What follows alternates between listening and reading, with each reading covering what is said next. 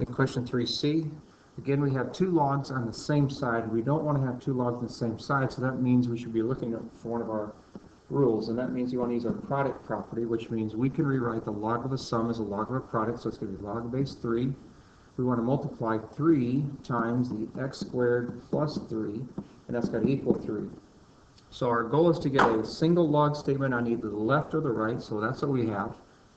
So now what we want to do is there's a couple of different trains of thought, but one of the things that we did with these consistently is if we have a single log on a side, then we convert it into an exponential. So that means that this is the exponent we raise the base to get the antilog or the argument. So 3 times x squared plus 3 should equal this 3 cubed from our exponent. So 3 cubed is 27, so 3 times x squared plus 3 equals 27. And since 3 will go into 27, I'm going to divide both sides by 3 right away. And that will give us just an x squared plus 3 equals 9. And then we'll subtract 3 from both sides.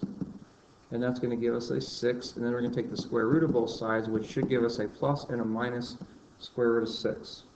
Okay, so now we have to check and make sure those answers will work. So we want to go back up into our original equation and plug it back in and see, can we use both a positive and a negative square root of 6? And this time we can, because when we square, it's going to make it positive, so we can use both answers, so keep them both.